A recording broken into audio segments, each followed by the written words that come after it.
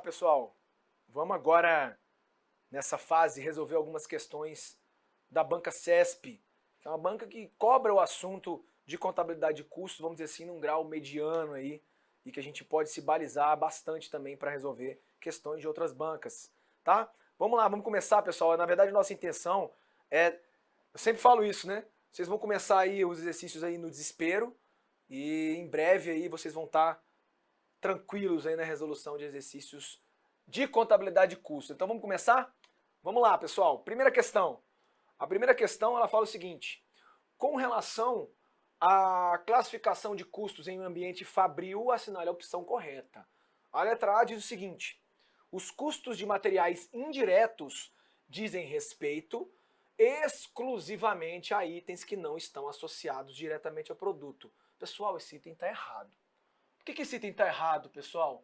Na verdade, quando a gente fala custo de material indireto, esse indireto aqui, pessoal, não é uma qualidade do custo, e sim uma qualidade do material, que é um material que não é um material que é diretamente associado àquele produto, mas ele não é um item que não está associado diretamente ao produto necessariamente. Eu posso ter também, pessoal, itens de materiais indiretos que são diretamente associados aos produtos. Então esse item está errado.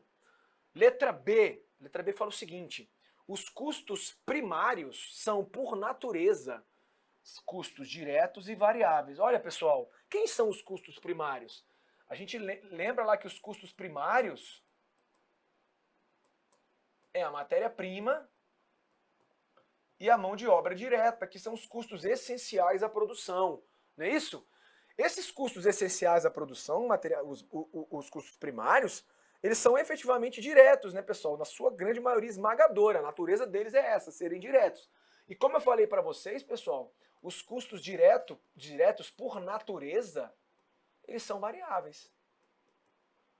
Salvo raríssimas exceções. Então, podemos levar para a prova, professor, que os custos primários são, por natureza, diretos e variáveis? Sim. A matéria-prima e a mão de obra direta são, por natureza, custos diretos e variáveis. Então, a alternativa B é a alternativa correta. Na hora da prova, o que você faz? Eu passo para a questão seguinte. Coloco um asterisco lá na minha questão, se der tempo eu volto nela e resolvo. Se não der tempo, eu confio no meu taco aqui e passo para frente. Só que a gente vai dar uma olhada aqui só apenas para efeitos didáticos. Vamos lá. Letra C. A letra C fala o seguinte: os valores monetários dos custos fixos não se alteram ao longo do tempo. Os custos variáveis apresentam oscilações em seus valores. Pessoal, a gente viu isso na aula passada. Os custos fixos não são eternamente fixos. Os custos fixos são assim chamados porque eles não variam com o volume de produção, certo? E os custos variáveis são assim chamados porque apresentam oscilações em seus valores em relação ao volume de produção. Os custos fixos podem e muitas vezes apresentam oscilações em seus valores, mas que não são relacionadas com o volume de produção. Então esse item está errado. Letra D. A depreciação das máquinas do departamento de produção é um custo indireto, independentemente do objeto de custeio. Errado, pessoal. Ela só vai ser custo indireto, como na maioria das vezes é custo indireto, quando eu não conseguir atribuir diretamente a um produto. Se eu não conseguir atribuir diretamente a um produto, ele é um custo indireto. Mas, por exemplo, se eu tenho uma máquina do departamento de produção, que eu sei que aquela máquina ela é utilizada para a produção de apenas um produto, aquele custo é um custo direto. Então o item está errado. E a letra E fala o seguinte: os custos indiretos de fabricação são necessariamente custos fixos, pessoal? E aí? São necessariamente custos fixos? Não, pessoal. A gente tem custos indiretos de fabricação que podem ser custos variáveis, que podem variar com a produção. Então, na verdade, o custo só vai ser fixo, pessoal, o custo só vai ser fixo quando ele for fixo em relação ao volume de produção. Ao volume de produção. Então, esse item também está incorreto. Então, com isso, a gente descobre que o gabarito é a letra D. E a gente pode passar para a próxima questão, que fala o seguinte: em relação à terminologia aplicada à contabilidade de custos e à classificação deles, assinale a opção correta. A letra A fala o seguinte: as principais características dos custos variáveis incluem atribuições mais precisas aos departamentos de produção, se comparadas aos custos fixos. Pessoal, esse item está certo. Por que esse item está certo, pessoal? Os custos variáveis, pessoal, na sua grande maioria, tem natureza de custos, o quê? Diretos. Lembra disso? E qual é a característica principal do custo direto? A atribuição mais precisa aos departamentos de produção, aos objetos de custeio. Ou seja, pessoal, ou objetos de custo, que é outra nomenclatura, não é isso? Ou seja, as principais características dos custos variáveis é que eles estão diretos. Sim, certo. Letra B de bola.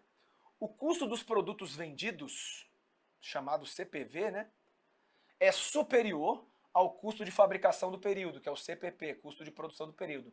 Errado, né, pessoal? Lembra que eu falei para vocês que o custo de produção do período, o custo da produção acabada e o custo da produção vendida não tem relação necessária em termos monetários, não tem. Não posso dizer que esse aqui é maior que esse aqui é maior que esse é menor que esse. Vai depender de várias circunstâncias, né, pessoal? A gente viu já na aula de hoje que não existe essa relação. Então esse item está errado. A letra C fala: o custo da produção acabada é superior ao custo dos produtos vendidos. Também está errado pelos mesmos motivos. Letra D de dado.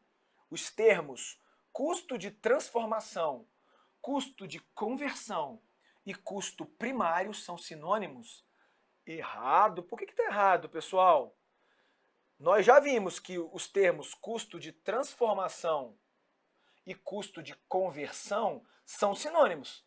O que significa eles? É o custo que a empresa incorre para transformar ou converter a matéria-prima em produto acabado. Então, eles são sinônimos. Mas não é sinônimo de custo primário. Por quê, pessoal? O que é o custo primário? Nós já vimos que o custo primário é o custo essencial à produção. É a soma da matéria-prima com a mão de obra direta. E esse aqui vai ser o quê? A soma da mão de obra direta com os custos indiretos de fabricação. Beleza? Letra E. A soma dos custos indiretos de fabricação e do custo primário resulta no custo da produção acabada? Não, não tem nada a ver. Primeiro, a banca fez uma série de confusões aqui. Primeiro, o que a gente tem que levar para a prova? O custo da produção do período vai ser igual a matéria-prima mais a mão de obra direta mais os custos indiretos de fabricação. A matéria-prima mais a mão de obra direta é o custo primário. A mão de obra direta mais o custo indireto de fabricação vai ser o custo de transformação. O custo da produção acabada, pessoal, o custo da produção acabada tem a ver com o quê, pessoal? Tem a ver com o estoque inicial e estoque final de produtos em elaboração, não é isso? Se a gente lembrar lá do razonete que a gente já fez, o custo da produção acabada vai ser o estoque inicial de produtos em elaboração, mais quem?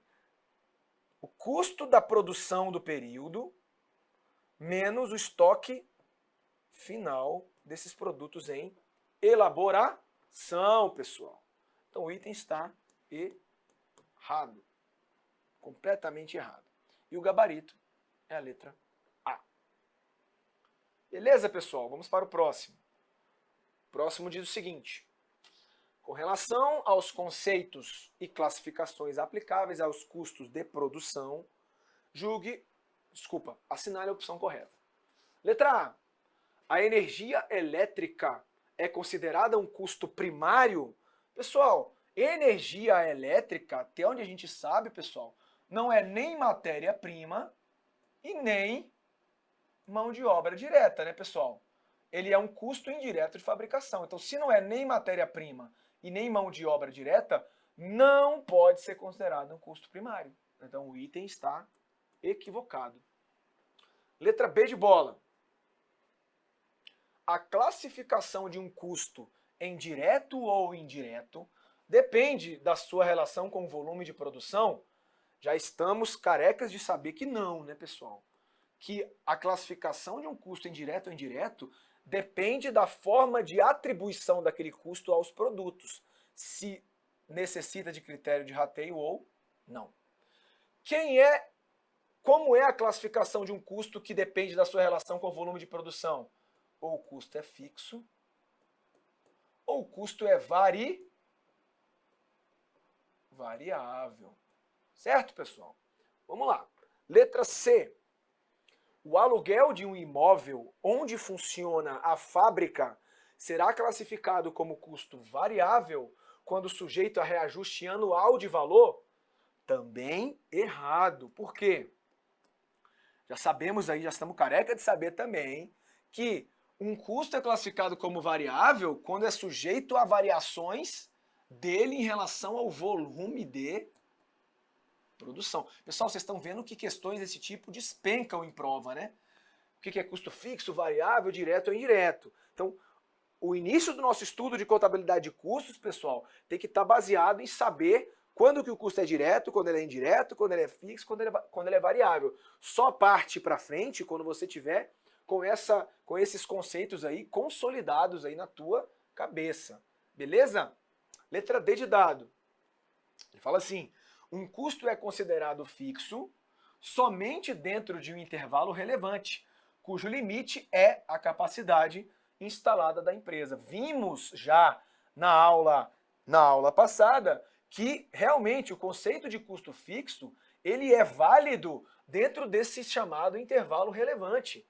E o limite desse intervalo relevante realmente é a capacidade instalada da empresa. Então o item está correto e essa é a nossa alternativa. E por último, letra E. A matéria-prima é um exemplo típico de custo de transformação? Não, né, pessoal? O que é o conceito, mais uma vez falando, de custo de transformação?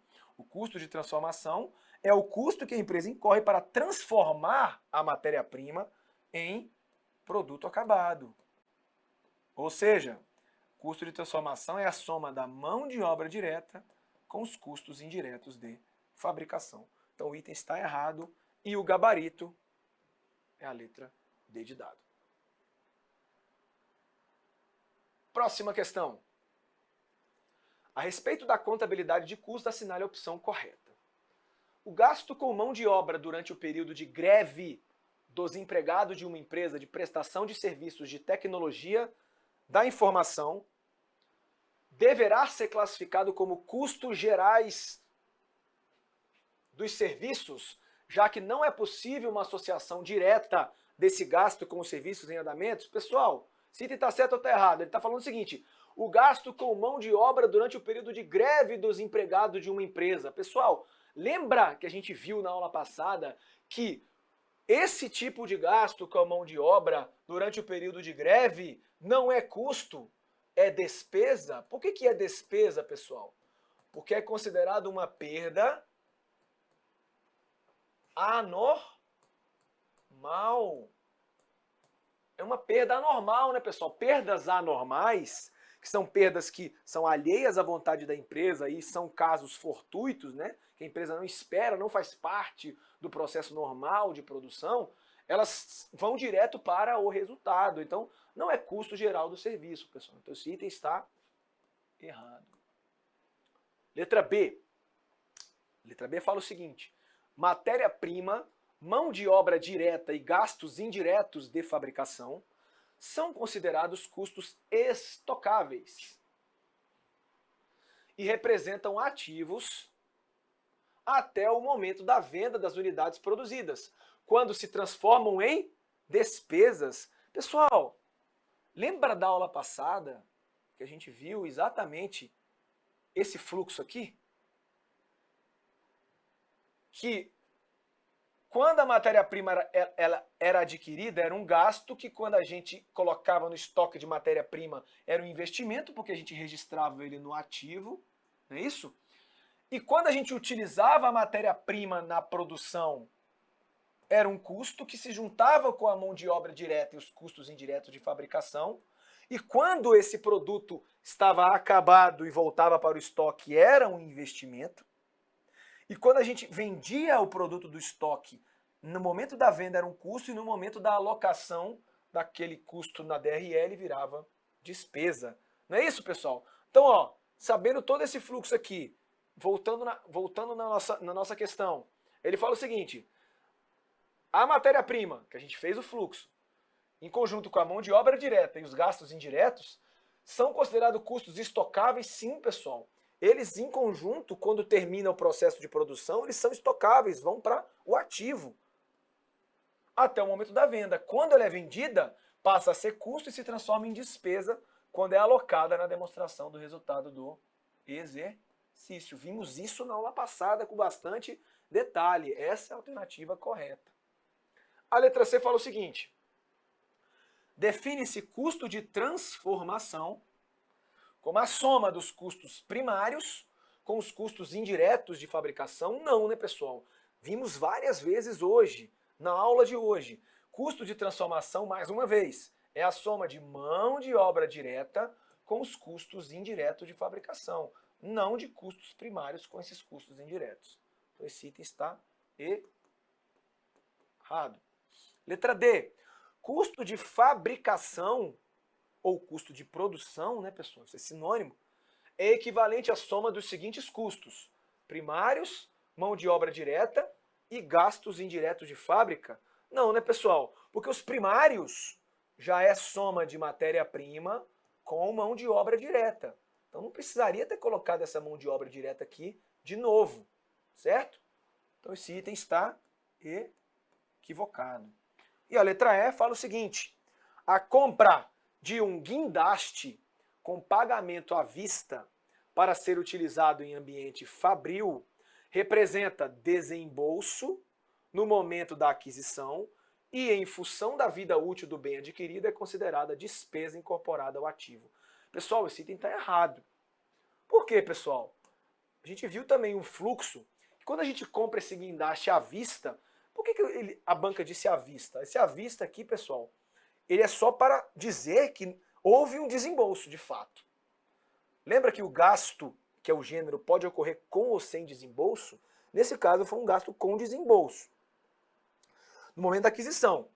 E em função da vida útil, o que é em função da vida útil? Em função da vida útil, esse guindaste vai sofrer vai sofrer depreciação. E essa depreciação, pessoal, esse guindaste, ele é utilizado em ambiente fabril, faz parte do processo produtivo. Se faz parte do processo produtivo, pessoal, é um custo e não uma despesa, como é a questão quis mostrar pra gente. Então o item está errado. E aí, pessoal, só colocando aqui no fluxo aqui do guindaste, olha só, a aquisição desse guindaste à vista é um gasto com desembolso, porque foi à vista. Quando a gente incorpora o guindaste ao ativo, ele é um investimento, certo? Esse investimento, pessoal, quando esse guindaste é eventualmente vendido, é um custo.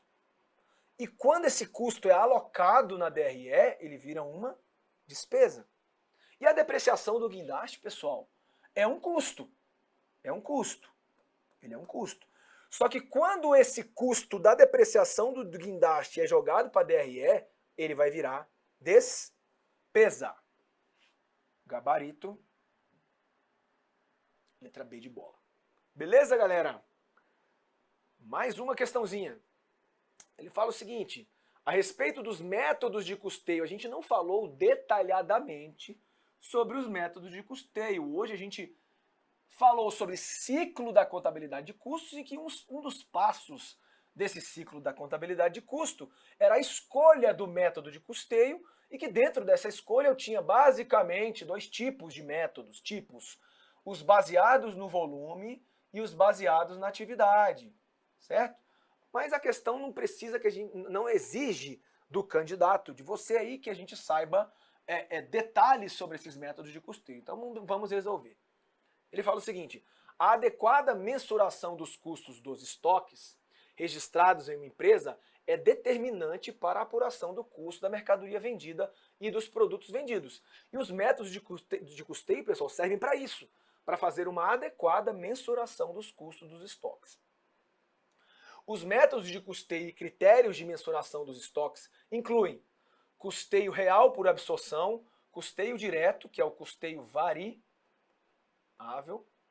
esses aqui baseados no volume based costing, custo padrão, que é um custo muito bom para tomada de decisão também, a gente vai ver isso ainda, também para controle, e custeio baseado em atividades, e o RKW, que é o chamado custeio pleno.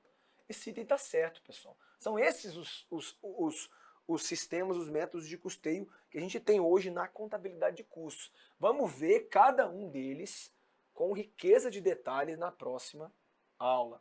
Mas o item está certo, os métodos de custeio estão aqui. Volume Based Costing, direto ou indireto, né, absorção ou variável. O Activity Based Costing, que é por atividades. Os unidades de esforço de produção, que não estão lá na lista, mas são também métodos de custeio. Sistema RKW, custeio pleno e o custo padrão. E o gabarito está correto. Ok, pessoal? Mais uma aqui.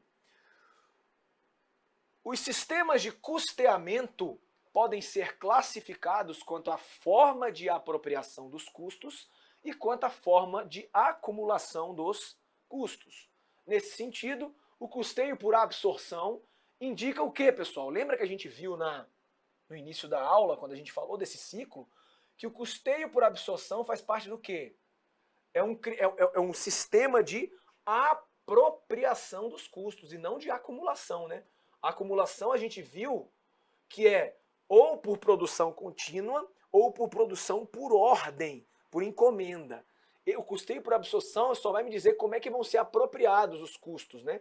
Se vai ser os custos apropriados totalmente à produção ou se eles vão ser alocados nas despesas. O absorção, pessoal, ele diz que tanto os custos fixos quanto os custos variáveis, ou seja, todos os custos, eles são apropriados lá no CPV, no produto. E apenas as despesas propriamente ditas vão direto para o resultado. Mas ele quer saber o quê? O custeio por absorção é uma forma de apropriação de custo? É. Utilizado em sistema de fabricação contínua? Não. Não necessariamente. Tá? Então não é. Letra B. É uma forma de apropriação de custo? É. Que considera na apuração tanto os custos fixos como os variáveis para determinar o custo do produto? Sim. Essa é a alternativa. E a gente vai ver com maiores detalhes também nas próximas aulas. Não é um sistema de acumulação de custos, então esse item está errado. E também não é um sistema de acumulação de custos, esse item também está errado. Então o gabarito aqui vai ser a letra B de bola. E com isso a gente termina a nossa primeira parte aí dos exercícios do CESP. Daqui a pouco a gente volta.